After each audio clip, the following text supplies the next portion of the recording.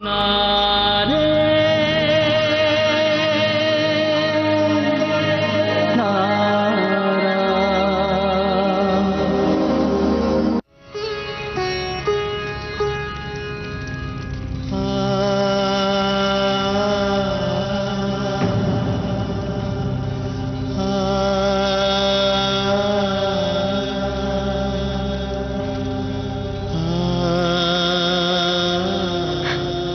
நீங்க இப்படி மனசுடைஞ்சு போயிடக்கூடாது.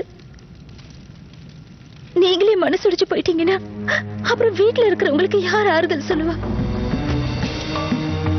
உங்க அப்பா உங்ககிட்ட பொறுப்பை ஒப்படைச்சிருக்காருல்ல, அதை நிறைவேற்ற வேண்டிய கடமை உங்களோடது.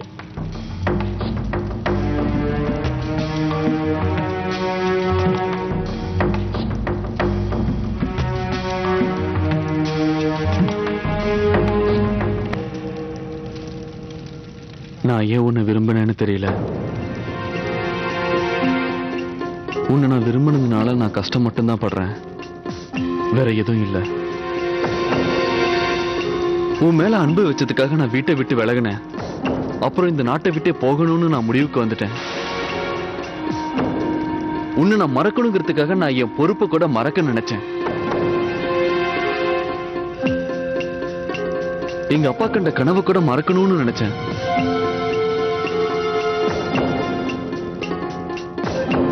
நான் உன் மேல வச்ச அன்பால எவ்வளவு சுயநலவாதியை எவ்வளவு கோலையா இருந்திருக்கேன். இன்னைக்கு நான் எங்க அப்பாவை இழந்து அனாதையா நிக்கிறேன். இதுக்கெல்லாம் காரணம் நீதான். நான் உன்னை பார்க்கவே விரும்பல. நான் உன்னை விரும்பினதுக்கு போலனா எனக்கு இப்படி ஒரு நிலைமை தேவையே இல்லையே.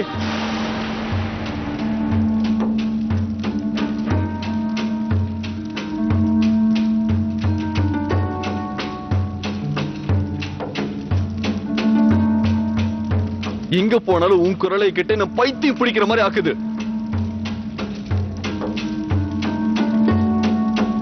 எனக்கெல்லாம் இப்ப உன்னை தவிர வேற எந்த ஞாபகமும் இல்ல. நான் எல்லாத்தையும் மறந்தாகணும், உன்னை சுத்தமா மறக்கணும்.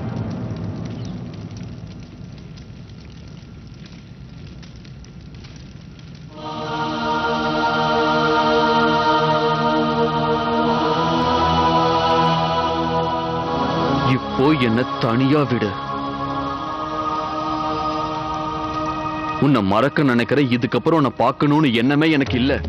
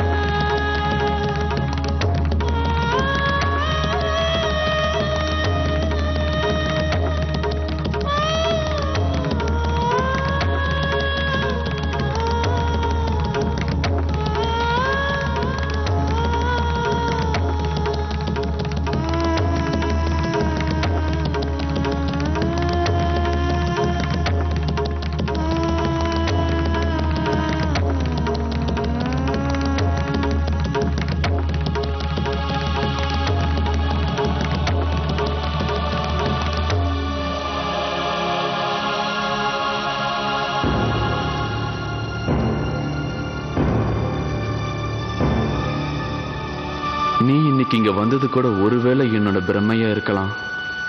அந்த பிரம்ம கிட்டையாவது நான் என் மனசுல பட்டதை வெளிப்படையா பேசினேனே.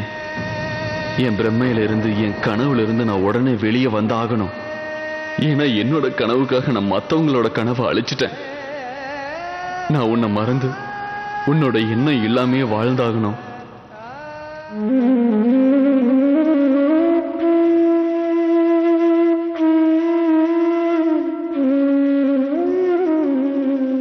இந்த சந்தர்ப்பத்தையும் நாம கை நழுவ விட்டோம்னா நம்மளை விட முட்டாள் வேற யாருமே இருக்க மாட்டாங்க. அண்ணனுடைய சாவலியாவது இந்த சொத்தை பிரிக்கிற சந்தர்ப்பம் நமக்கு கண்டிப்பா வந்தாகணும். இப்ப பாரு உங்க அப்பா என்ன பண்ண போறாருன்னு.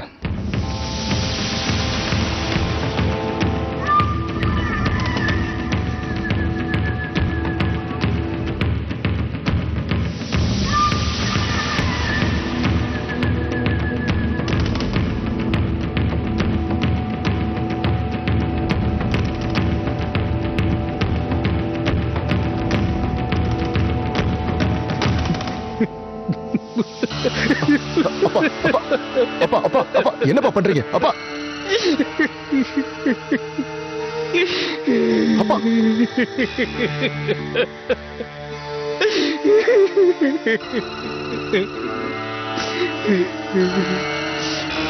அர்ஜுன் கிட்ட எல்லா பொறுப்பையும் ஒப்படைக்கிறேன்னு சொல்லிட்டு இப்படி அநியாயமா போயிட்டீங்களேடா. இனி நான் என்ன பண்ணுவேன்? இது எல்லாத்தையும் இனிமே யாரு சமாளிக்க போறாங்க? சித்திமா, அண்ணன் பொறுப்பை ஒப்படைக்க ஏன் அவசரப்பட்டாரு இப்பதான் எனக்கு தெரியுது. அவருக்கு தெரிஞ்சிருக்கு இந்த பொறுப்பை ஏத்துக்க யாரு தகுதியானவங்கன்னு தெரிஞ்சிருக்கு சித்திமா. நாங்க மட்டும் திரும்பி வரலன்னா இப்ப இதெல்லாம் என்ன ஆயிருக்கும்? இந்த பொறுப்பெல்லாம் யாரு சமாளிச்சிருப்பா சொல்லுங்க. சுசி, இந்த சமயத்துல இத பத்தி ஏன் கேக்குற?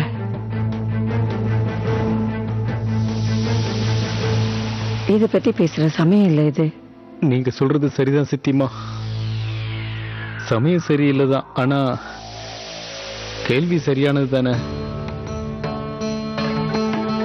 தேவா இந்த பொறுப்பை ஏத்துக்க முடியாதுன்னு சொல்லிட்டான். நாளைக்கு அவன் வெளிநாடு போயிட்டானா நாம எல்லாம் என்ன செய்ய முடியும்?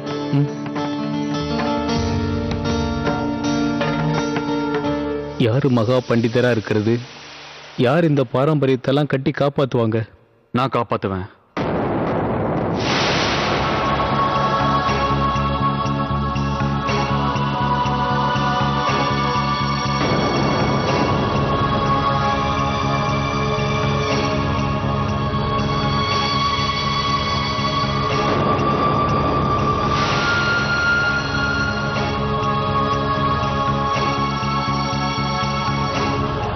நான் இப்ப தயாராயிட்டேன்.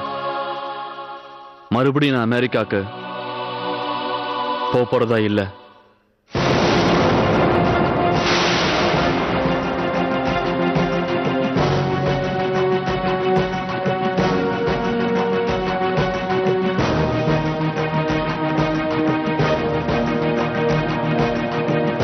அப்பா என்ன நம்பி என்கிட்ட ஒப்படைச்ச பொறுப்பை நான் நிச்சயம் நிறைவேற்றுவேன்.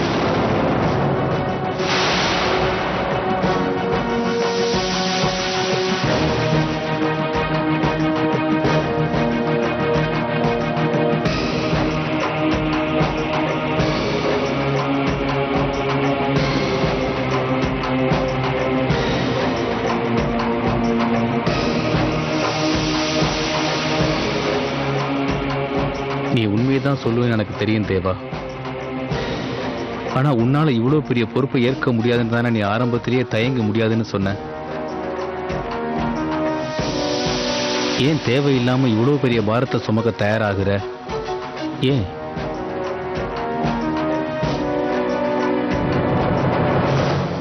சித்திமா, நாளைக்கே ஊருக்கு கிளம்பி போக போற பையனை எதுக்காக நாம அனாவசியமா தடுக்கணும்?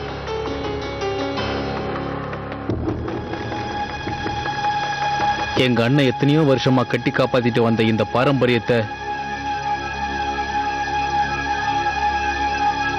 தேவா தன்னோட வாழ்க்கைய பணைய வச்சுதான் காப்பாத்தணுங்கிற அவசியமா என்ன? ஏப்பா, இன்னைக்கு பொறுப்பேத்துக்கிறேன்னு எங்களுக்கு வாக்கு கொடுத்துட்டு நாளைக்கே உனக்கு வெளிநாடு போகணும்னு ஆசை வந்தா என்ன பண்ணுவ?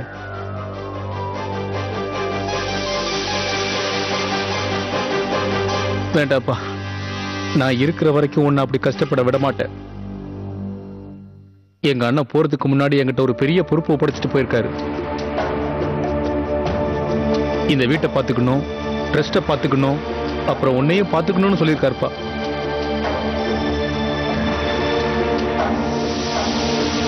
தேவா, இத பாருப்பா, நீ வெளிநாடு போகக்கூடாதுன்னு உன்னை தடுக்கிறதுக்காக தான் உங்க அப்பா உன் நெத்தியில திலகத்தை வச்சாரு.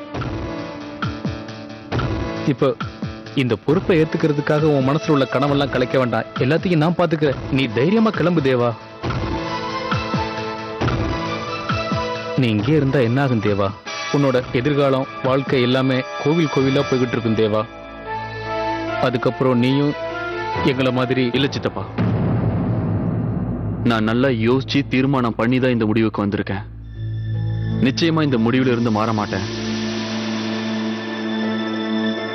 எனக்கு கொடுத்த பொறுப்பை நான் நிறைவேற்றியே தீருவேன். எல்லார் கண்ணு முன்னாடியும் எங்க அப்பா பேரை நான் காப்பாத்துவேன்.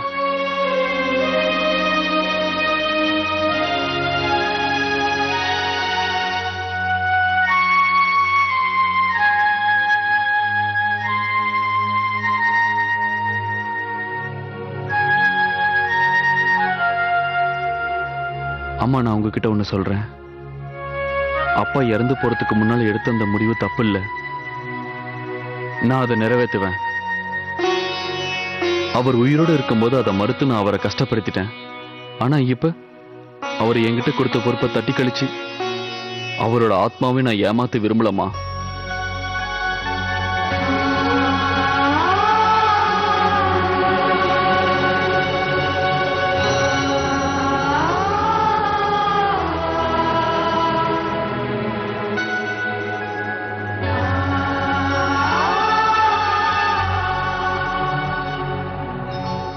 உங்க எல்லாருக்கும் முன்னால நான் இப்போ ஒரு வாக்குறுதி கொடுக்கிறேன். எந்த காரணத்துக்காகவும் நான் இந்த நாட்டை விட்டு வெளியே போகவே மாட்டேன். எங்க அப்பா எனக்கு கொடுத்த பொறுப்பை நிறைவேற்றுறதுதான் என்னோட நோக்கம்.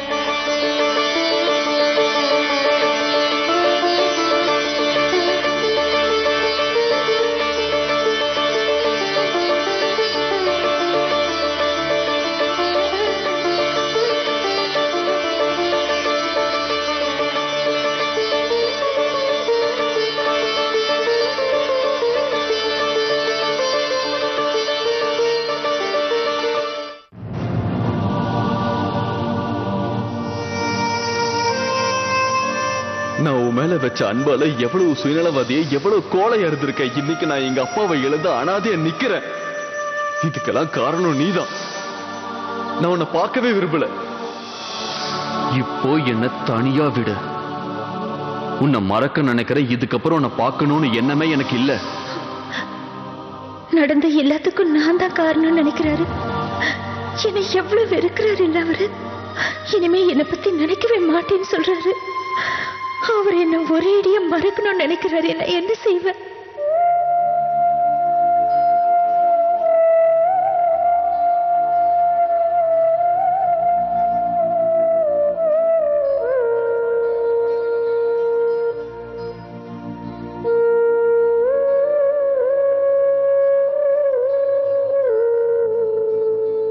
அவர் என்னை பத்தி தப்பா நினைச்சுக்கிட்டு என்ன மறக்கணும்னு நினைக்கிறாரு. இனிமே நான் இங்க இருக்க கூடாது. இதுக்கு மேல நான் இங்க எதுக்காக இருக்கணும்? இங்க எனக்கு வேலையே இல்லையே.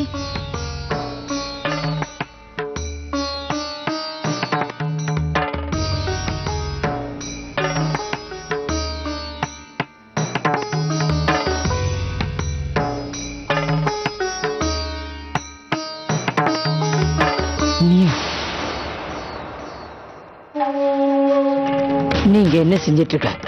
இன்னமும் பிருந்தாவன கிளம்பலையா? கையில் என்ன வச்சிருக்க? இது எல்லாத்தையும் எடுத்துட்டு எங்க கிளம்புறேன்? பாட்டிமா, நான் இங்க இருந்து கிளம்புறேன்.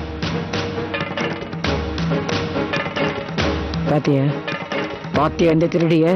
பார்த்தல்ல, இவளுக்கு இங்கேருந்து போற எண்ணமே இல்ல. இப்போ அப்படியே மெதுவா விஷாகா வீட்டுக்கு போக கிளம்பிட்டா. என் பேத்தியோட நிம்மதியான வாழ்க்கையில நெருப்ப வைக்கிறதுக்கு திட்டத்தோட தான் போறா. சம்பந்தி இறந்ததுனால அங்க எல்லார் மனசும் அப்படியே வேதனையில இருக்கும். இப்ப இந்த நேரத்துல அங்க போய் அப்படியே இனிக்க எல்லார்கிட்டையும் பேசினா விஷாக்காவை வெளியில அனுப்பிட்டு இவளை சேர்த்துக்குவாங்கன்னு நினைச்சிட்டான். ஏம்மா நீங்க அவளை இப்படி எல்லாம் பேசுறீங்க? நீ எங்க கிளம்பிட்ட? மா, நான் பிருந்தாவனத்துக்கு திரும்ப போறேன். உங்க பொருட்களோட சேர்ந்து என்னோட பொருளும் இங்க வந்துருச்சு. அததான் எடுத்துட்டு போயிட்டு இருக்கேன். நான் இங்க இருக்கிறது இனிமே நல்லதில்ல. இல்லம்மா, ஏற்கனவே இருட்டுற நேரம் ஆயிடுச்சு. அதோட பஸ் ஸ்டாண்ட் வேற எங்க இருக்குன்னு உனக்கு தெரியாது இல்ல. நாளைக்கு காலையில போலாம். மூதேவியே போறேங்குது, நீ எதுக்கு குறுக்க விழுந்து தடுக்கிற? இந்த திருடி தனியா தானே பிருந்தாவனத்துல இருந்து டெல்லிக்கு வந்திருக்கா. இப்ப திரும்பி போறதுக்கு மட்டும் யாரு இவளுக்கு வழி காமிக்கணும்? போ சொல்லு. படே. என்னடி தயங்குற? போடி.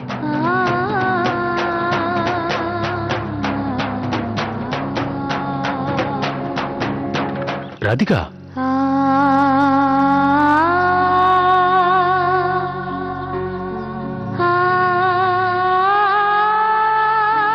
எப்ப வந்த?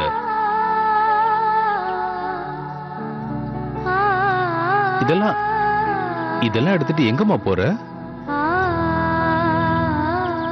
நான் திரும்பவும் பிருந்தாவனத்துக்கு போறேன்ப்பா. ஏம்மா அப்படி சொல்ற? இங்க என்ன நடந்ததுன்னு உனக்கு தெரியாதா? நீ அலறத பார்க்கும்போது உனக்கும் விஷயம் தெரிஞ்சிருச்சுன்னு எனக்கு தெரியுது. தெரிஞ்ச பிறகும் நீ எதுக்காக பிருந்தாவனத்துக்கு போகணும்னு கிளம்புற? வழக்கம் போல அம்மா ஏதாவது சொன்னாங்களா என்ன? அதெல்லாம் இல்லப்பா, நானா தான். இதுக்கு மேல எதுவும் பேசாத. வா, உள்ள போலாம். வேணாம்ப்பா, நான் இங்க மறுபடியும் வரல. நான் பிருந்தாவனத்துக்கு திரும்ப போயிடுறேன். வீட்டை பார்க்கணும்ல. அம்மா, வீடு எப்பவுமே அதே இடத்துல தான் இருக்கும். ஆனா வீட்டுல இருக்கிறவங்க எல்லாருமே இங்க தானே இருக்கோம். நீ மட்டும் அங்க போய் எதுவும் செய்ய போறதில்ல. நம்ம எல்லாரும் ஒன்னா சேர்ந்தே அங்க போலாம். அது வரைக்கும் எங்க கூடவே இரு. இந்த ஊர் தண்ணியே எனக்கு ஒத்துக்கலம்மா. சேஷு, ஏதாவது குடிக்கிறியா? ராதிகா,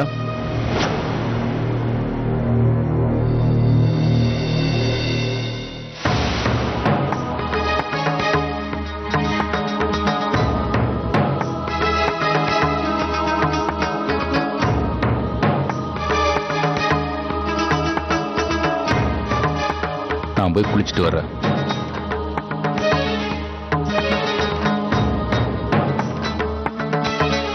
அம்மா, இந்தாங்க தண்ணி கேட்டீங்களே. இப்ப அந்த தண்ணி தான் எனக்கு ரொம்ப முக்கியம். இந்த சனியை எப்ப பாரு என்ன பயமுறுத்திக்கிட்டே இருக்கு. சேஷுக்கு முன்னால அப்படியே அப்பாவி மாதிரி நடிச்சிருப்பான். உடனே அவன் மனசு இறங்கி கூட்டு வந்து உட்கார வைக்கிறான். கடவுளே, கடவுளே, நான் என்ன பண்ணுவேன்? நீதான் என் பேத்திக்கு நல்ல வாழ்க்கையை கொடுக்கணும். அவ புருஷன் மனசுல நீதான் நல்ல புத்தியையும் கொடுக்கணும். ராதே ராதே.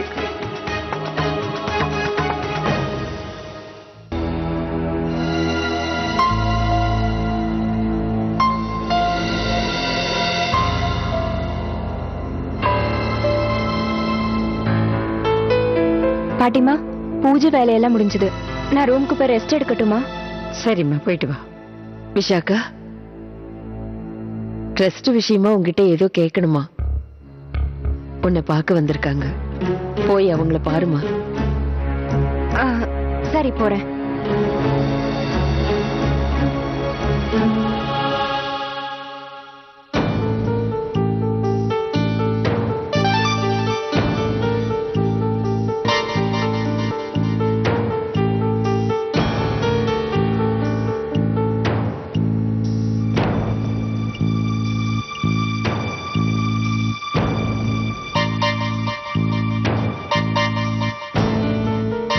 என்னங்க? என்ன வரவங்களே, ஒரு நிமிஷம். சொல்லுங்க பாட்டிமா. ஐயர் வந்து பூஜைக்கு இந்த சாமான் லிஸ்ட் எல்லாம் கொடுத்துட்டு போயிருக்காரு. கொஞ்சம் செக் பண்ண, ஏதாவது விட்டுருக்கு போகுது. சரி, நான் பாக்குறேன்.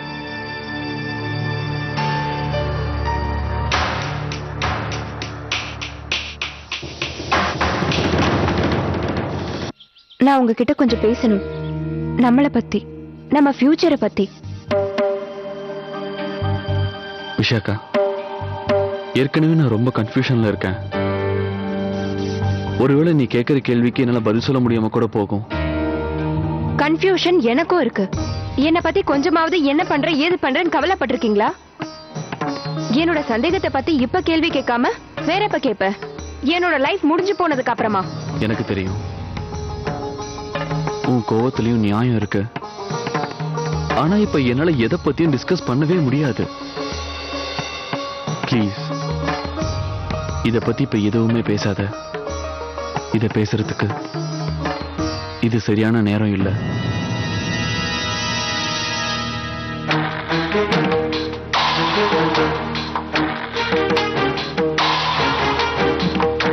என்ன மனுஷன் இவரு?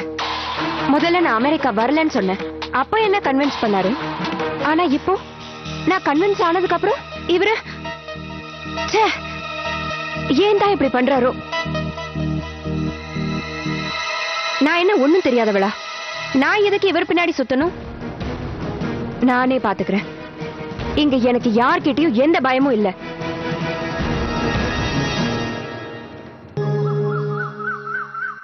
அம்மா, தேவையான ஜாமான்லாம் எடுத்து வச்சிட்டீங்களா? போனதுக்கு அப்புறம் அதை காணு இதை காணுன்னு சொல்லாதீங்க. சரிப்பா சேஷு, சரி. ராதிகா யாரோ வந்திருக்காங்க, யாருன்னு பாரு. சரிப்பா.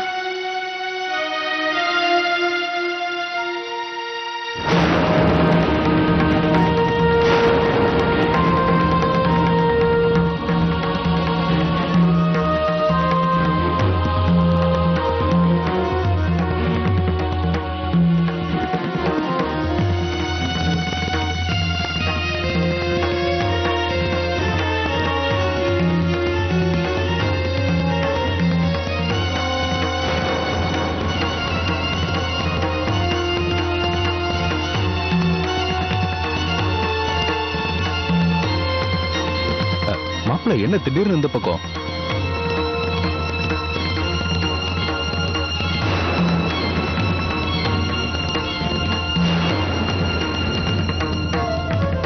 வாங்க வாங்க, உள்ள வாங்க. என்ன அப்படியே நின்னுட்டீங்க? நல்லா இருங்க.